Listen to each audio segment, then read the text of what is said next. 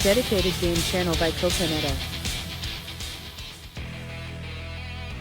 みんな、お元気？さて、始まりの話題は、昨日のテストサーバーから前回からの更新内容を確認しましょう。まずはニュートン、ロングショットダメージが削られ、射程が戻ったみたい。次にキュリーって早くない？予定販売数量には程遠いし、そうか、もうこれは売れないと踏んで、次のロボット売るための見切り弱体化かな。ひどいね。だったら最初から適切な威力まで調整すりゃよかったのにね。そしておちょこちはクールダウン2秒短縮されました。これはマジな調整だろうね。次のオフィオンの内蔵武器。前回では調整項目にはなかったよね。徹底的に参拝化させるね。では次のページでは主なとこで見てみると、ハルガーの弱体化が弱められてるね。そしてケスタスは 10% さらに弱体化。キシフォスに至っては 15% さらに弱体化されてるね。目的は何だろうね。次の新武器が同じタイプだから、同時だと色々うるさいから、そっと先行して弱めておこう。なんて戦略かな。そうだと例が細かいね。最後はシャッター。おや？前回よりも 10% 戻されてるね。おちょこちとのリレーションなんだろうか。ということですが、2回目の調整を見ると、詳細な数値はまだまだ変動するだろうけど、弱体化やバフの大きな流れはやっぱり次回のアップデートで実装されるって思っていいのかもね。それじゃ次の話題は 9.7 アップデートの中から。と言っても今回はレベナントについて中心に 9.7 バランス調整で耐久値 15%、クールダウン2秒短縮のバフにより復活するのかって可能性を確認しました。どうなんだろうね。ってことで、まずレトロレベナントにも適用されてるのか確認すると、確かにクールタイムは16秒となってるね。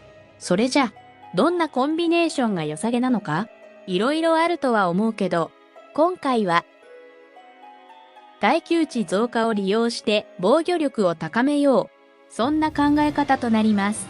確かに攻撃面じゃ威力は高くないけど、そこを強化するより、でね、モジュールについては、イミューンとリペアの耐久値の差は約76,000。これをどう考えるのか？まあ、できるだけ生き延び続けるってコンセプトなので、防御ポイント50の追加でトータル125ポイントを狙った方がいいのかなーって考えました。さらに、これだけの耐久値だし、敵のアビリティ効果への耐性を得るよりも回復を得るってこととしました。そういうことで 15% のバフについては防御力アップによってより活かせるって考えでのコンビネーションです。そんな感じで装備武器の電気ビリビリ系としました。まあその理由は単純に新武器だからってこともあるけど、その他に音響系やショットガンなんかだとリロードタイムとなっての攻撃がかなり厳しい状況となってるんで、近接戦の武器でリセットできるものって火炎系くらいだよね。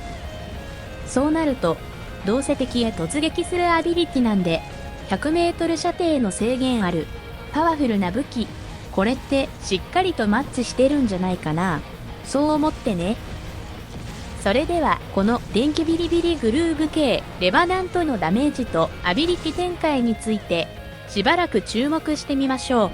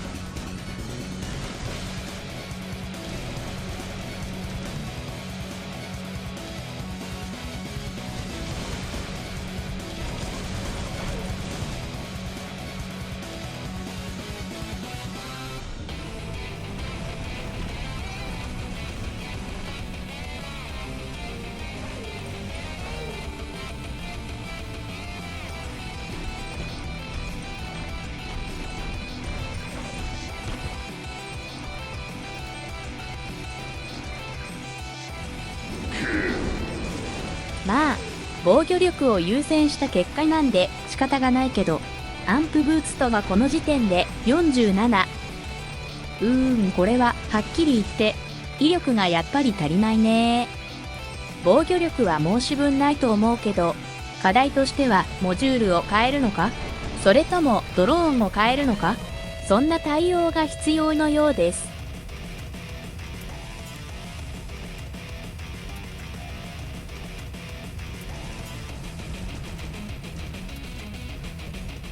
それでは最後にフリーダム発散装備でのバトルナレーションはここで終了とさせていただきます。これも 10% バフによってかなりの威力を持てることとなりました。ハッサーはマーク1レベル12と同じです。これでどのくらいの耐久値を削れるのか、そのあたりがポイントかなということで、ご視聴いただきありがとうございます。おやすみなさい。